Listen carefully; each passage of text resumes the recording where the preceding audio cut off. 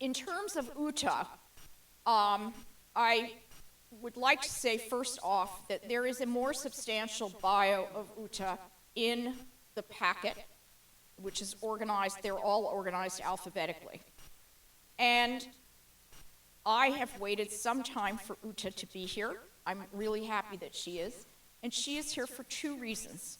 One is to share with us her process and all that goes into it, whether it be artistic, philosophical, with respect to sources, etc., and her wonderful work. And the other is that this evening she's going to receive IAC's 8th award for leadership in responsible practice in jewelry. So this is a walk, if you will, into the essence of Uta, and her work is in many important collections. She is quite an inspiration, and I'm going to shut up because she has much more to say about herself than do I. But I get to ask the questions. So.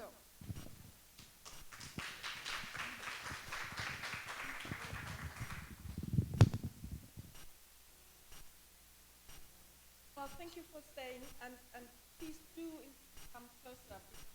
My work is large, but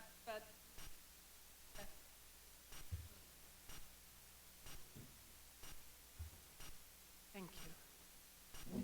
You're up close, yes. And we're going to have more of it tonight. Yes. Lisa is derobing, so. Oh.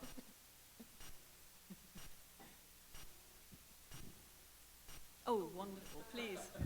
Perfect, thank you. Thank you. So you saw this on the torque. Yes. Here it is on the hand. And if I turn it around, as Uta instructs, you get a very different perspective. And the reason I'm sharing that is because up front, what you can think about is perspective. So, Uta, your work is often, I'm going to separate two words, sculptural and minimal, and just focus on the minimal question. Okay. It's often perceived as minimal. Now, I don't know whether you agree with that, and if you agree with it, why does that notion appeal to you? I think with most things I do, I initially don't know why. It is usually much later that I realize why that could be. So a lot of things are very much intuition or a sensibility. MFA and I were yesterday at the Met, and we were at the new African galleries, and we were just totally taken aback by some of the sculptures that are just so minimalist and yet so incredibly expressive and impressive, and they do something to you. And I think it's very much an emotional response, or an emotional response when I take the metal and form it. What response I have in my stomach rather than in my brain. And it seems that my brain is not baroque and millions of diamonds and shiny things. It's one line. And also I work a lot with empty space. I mean, this piece is more empty space than 3 meters of, or 3 meters 50 of wire. And it's also, I think, in I love many Japanese philosophies and their empty space. We in the West, the Western philosophy, empty space is something, oh my God, it's empty, it needs to be filled. You know, there's a vacuum, there's something we need to fill. While in that kind of philosophy, it's emptiness is potentiality, you know? It's something we can work with or just appreciate and let the shadow come in and watch the shadow. If it's too busy, you don't see the shadow. You don't see the sun. It's just that one ray of sunshine. That is what excites me when I make a piece. And for me, I think the most difficult is actually, so I've got two brooches here, you might not see it, but it's one line, and the other one is one line. And it's up to you to wear those brooches. Quite sometimes I wear them on the back. You have millions of options to wear these kind of two brooches together, and yet it's a line. It hasn't got diamonds on it, yes, it's fair trade gold, but it's that kind of minimalist, and yet they kind of, when I wear, now I do talk a lot, but as many might notice later, if I'm in a group, I'm not the most talkative person, I'm more the kind of quiet and nodding. When I go into a group and wear some of the jewelry as well, they're kind of connectors. People come up to me, so I don't have to come up to anybody. So for me, jewelry has so many different ways of being and of connecting. Yeah.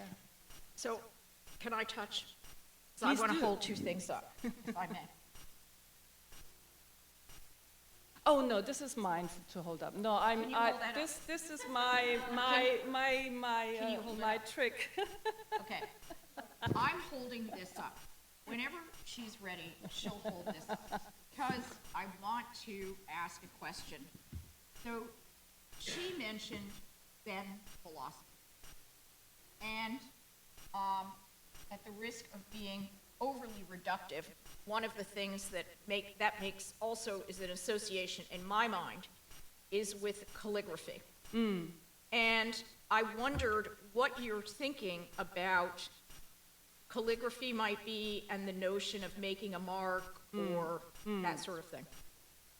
And so initially it is just being inspired by calligraphy. I love that kind of very minimalist, and many people work to make whatever they make look very complex and complicated, because also that's where the money comes in, to make it. And I work really hard to make it look as simple as possible, as if it had just kind of fallen. I would like that to look like a ribbon that has just, or like calligraphy. And I'm not a conceptual maker, so I would never set out to make calligraphy. I would fail. But it's when I look at a piece later, because I love calligraphy so much, that obviously I see calligraphy in it, but I give pieces open titles that you will see something different in it. You will see something different in it. That it kind of still, people can choose their own meaning and connection. The reason I took in my breath is because I actually, just your response kind of challenged my thinking about something, which is, so when I think about your work and calligraphy, I tend to think not about the way we think of calligraphy, if you will, in a Renaissance hand letters tradition, which is something we'll see later, but I think of it more as in Eastern, more free-flowing, even if it is very intentional. Yeah. And Ute and I have had this conversation before, but I'm going to put it out there for you. So the line that is central to her work, and she was speaking about not Baroque.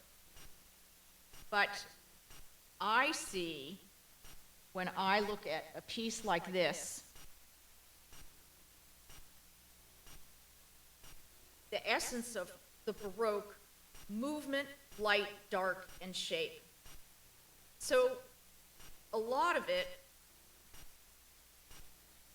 is what you see, and how you make associations with the work in front of you, given especially the way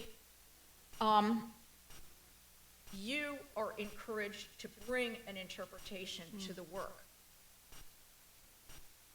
So I would love to ask you about this. I don't know if I can touch, so I'm going to point.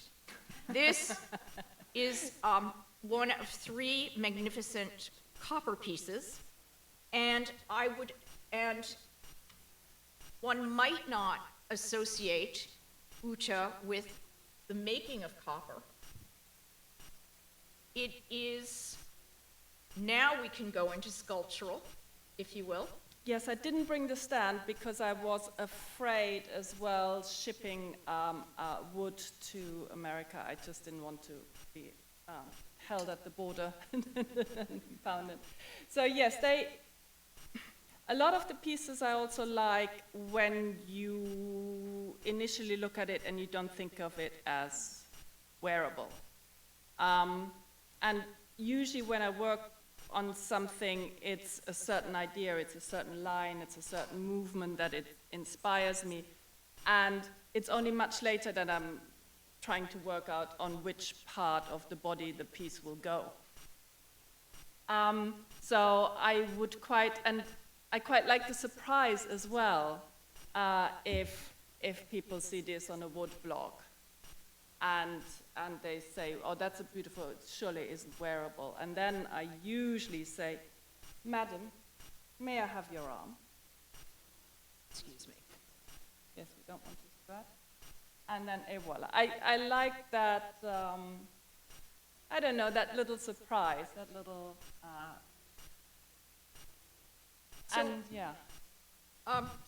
But along those lines about sculptural and wearable, so basically, or a little bit, what you're talking about is kind of a reconciliation between things that may seem opposite, like sculptural as in on a pedestal or to be viewed, whereas a wearable thing might imply adjustments there too. Do you feel you have to make any compromise in making the sculptural wearable, or is it, again, dealing with the abstraction that you're making and then you step back and see? I think earlier on there was a slide with lots of brass maquettes on and it's the brass maquettes that I make dozens, sometimes hundreds, because also just like in calligraphy, I read somewhere, I don't know how true it is, the Japanese enso, that circle.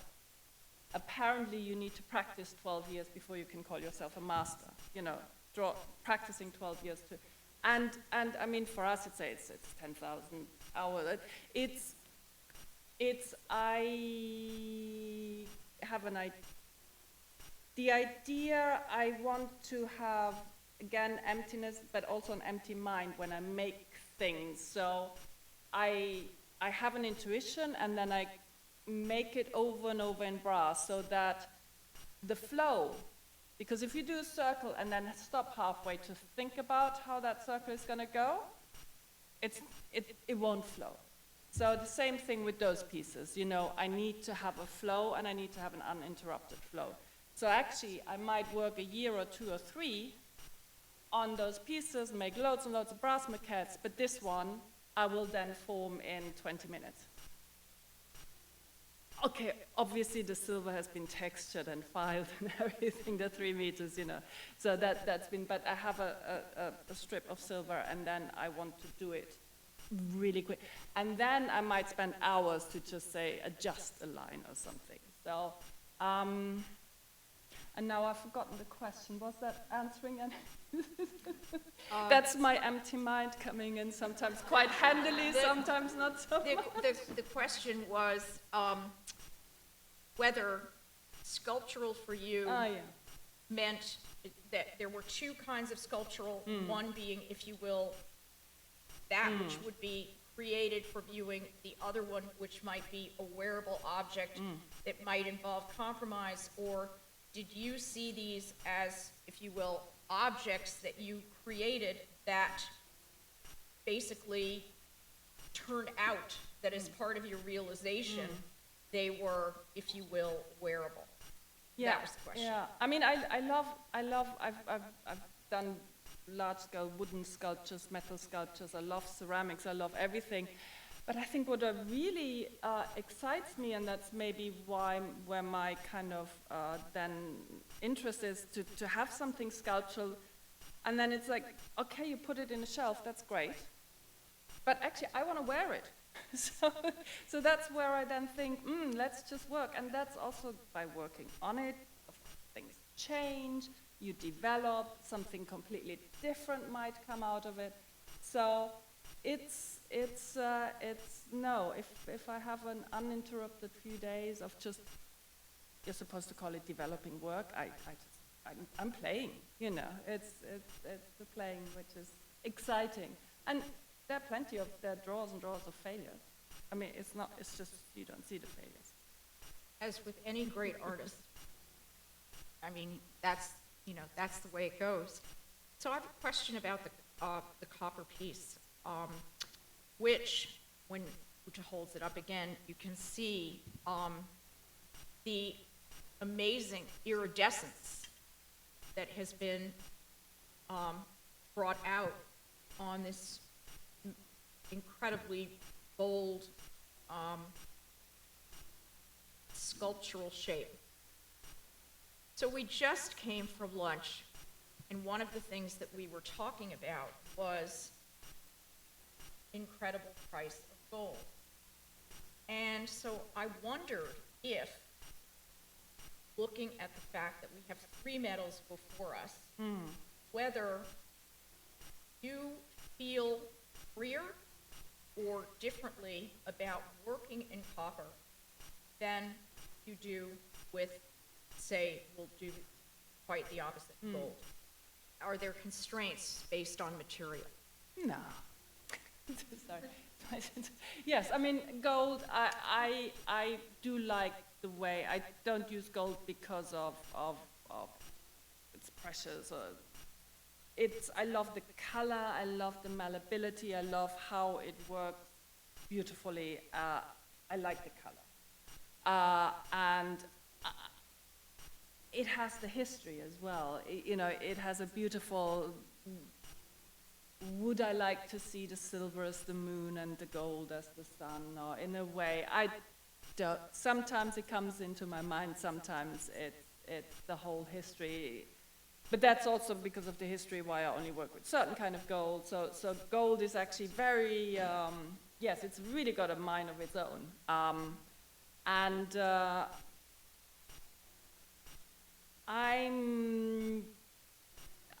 come into jury in a very obvious fashion. I studied political economics.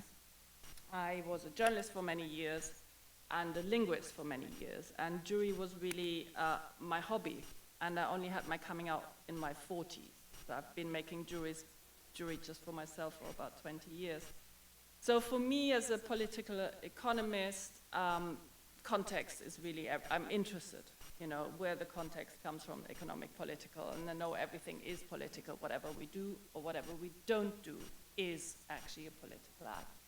So for me, choosing the materials, it's not just the yellow metal.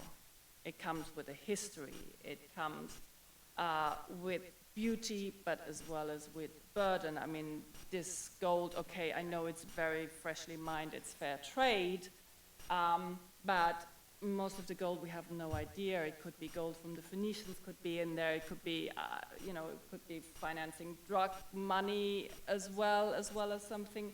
So I think everything has a significance, and I think also whatever we do, I'm like incredibly fortunate, and so is everybody in this room.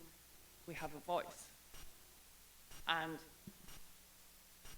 I'm so privileged to have that voice, that I feel it's both a responsibility to use it, as well as, you know, so many people have fought for it and are still fighting for it, so I should bloody well use it, you know. It's like, so I feel like, yes, and you know, some people nowadays maybe principled. My father used to call it, you're just stubborn. So it all comes in. what sourcing choices are you committed to, and why? Yes.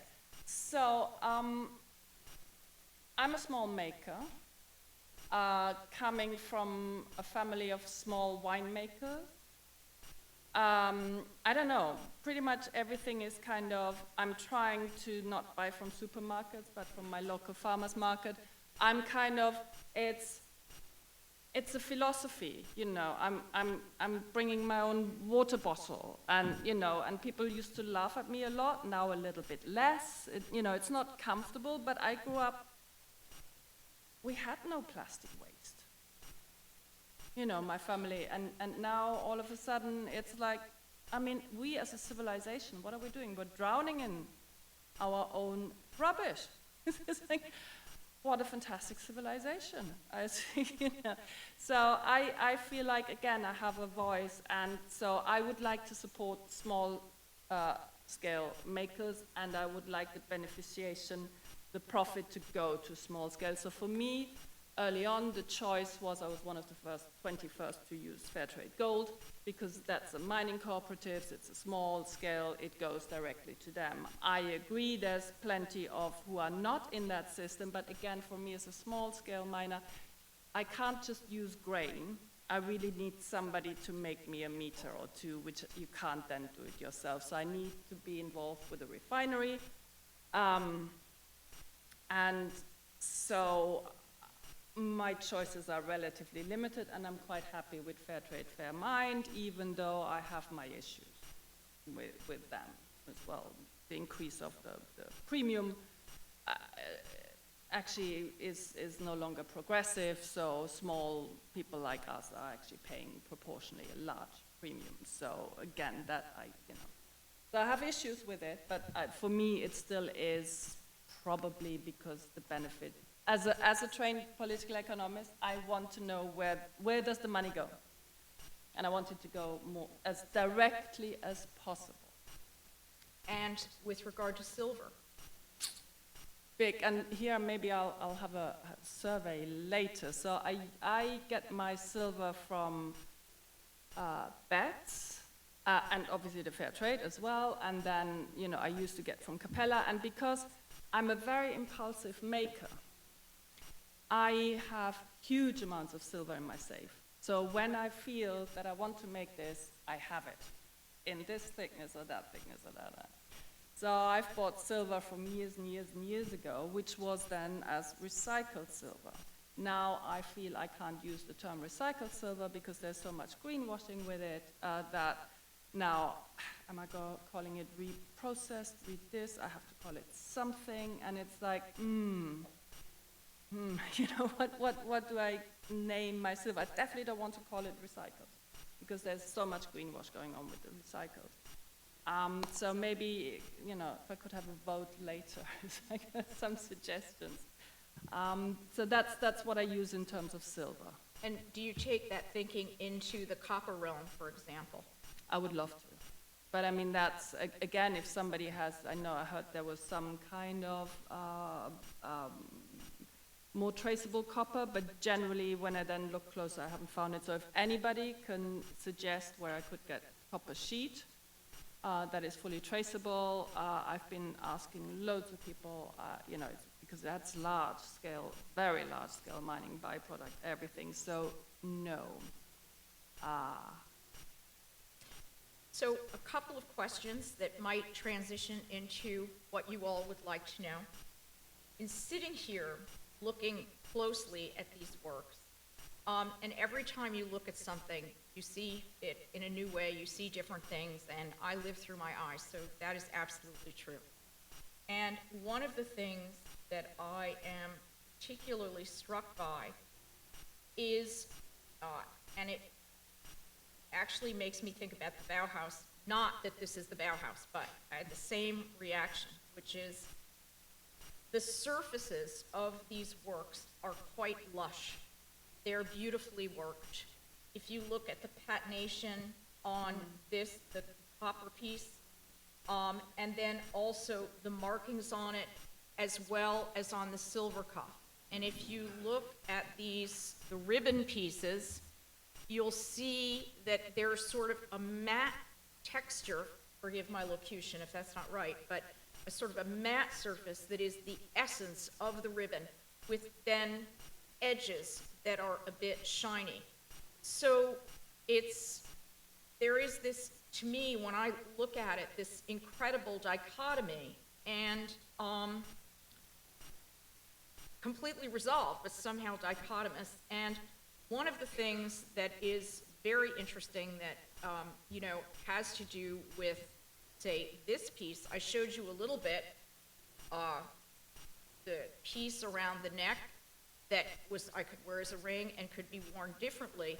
But one of the things that Uta's work also encourages is that you have an exploration with it, and she perhaps can show you that, and Yeah, so you for can me, ask your questions. yeah, so for me, very much it's the kind of connection, and whether it's the connection with where the material comes from, it's the connection who will wear the piece. So probably it's not to such great interest to most people in the room who are working much large scale. I mean, I work with one assistant 2 days a week. The rest, I form, sculpt, hand sculpt everything. So even if I make another one, as you've seen Melanie Grant here, or this one, each one will be unique. And I like that kind of connection with the wearer and meeting wearers again and saying, I've been wearing it the last 10 years, and you think, oh my God, I can't do it. Oh yes, all right, yes. So it's the kind of connection, and so I'm not a conceptual maker, so as I mentioned before, I never think of what calligraphy or something, I'd fail. But then it kind of, and I think as a teenager, I've always been fascinated by the discussion of nature versus nurture. So what do we have from our genes, and what is kind of social conditioning? So if I had the commission to actually do a piece on that, again, I would fail. But I think when I made this piece, which is one long piece, it goes to your knees, you can then again wear, it's minimalist, it's just a few lines, each line has a different length, so the angle will be different. You can wear it short, you can wear it long. Obviously, you mustn't forget the behind you. You can then kind of move it in this way, but then if you are now going to wear it, it'll be falling differently. You can never do it exactly the same way. So for me, when I then later saw the piece, I thought, oh, maybe this is a wonderful example of that conundrum of nature versus nurture. So we're all given something very basic. And really, it is up to us what we do with our life. And yet, no matter how much we are saying, okay, we want it this way, it will still do its own thing in a way, and you have contingency that you're kind of have to engage with. So yes, it'll be different, and if anybody would like to try it on later. So what we are, as usual, time is precious, the work is precious. What is precious? There's going to be an opportunity for you to see work again later after the awards are given. But I really encourage you to have a look at this. I will wear things as well. The work is really remarkable. And the thing is that I think for me, and I'm just one person, but I see so much more in it as time goes on, and I think that, that is probably going to be one of the experiences that one has in coming to know Uta's work. So I'm honored to have her here, and we are very excited that a maker is receiving the award, which is something that we feel very strongly about. It's recognition of all aspects of those participating in the world, if you will, of gold or of diamonds and stones. So this is really thrilling for us, and we'll get to toast her later, but in the moment, I'd like to just say bravo. Okay, thank you. Thank you.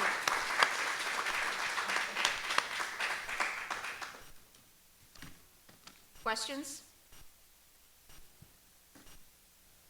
Yeah, please. Yes, yes, yeah. And the one thing that's interesting on the silver one, which if you come up and see it a bit, the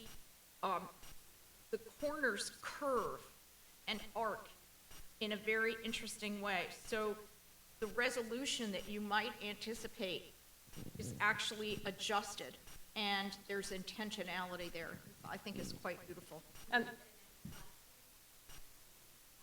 no, there was an anticlastic earlier, but yeah, that's yeah.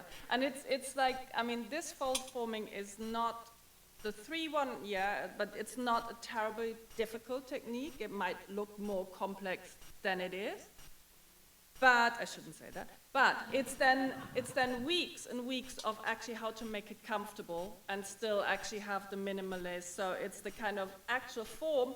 Fine, I'm happy with it, but I'm not happy how to wear it. So that can take weeks. So I've got things that I've got a year. So when you say it's the kind of conflict between sculpture and sometimes it just takes years, and then sometimes I just pick it up and just do one thing and I say, oh, yes, you know, that's so, right, yeah.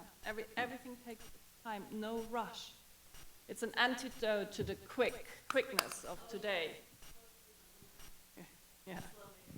Yeah. So that raises a whole lot of issues about is more, is better more, what is precious, all to be explored. But in the meanwhile, it's really fantastic to hear with this beautiful work, and we'll have more of a chance to see it later. And this concludes the viewing portion of the program. And we are now going to take a moment so that we can properly remove these wonderful objects. And then there will be the convening of this panel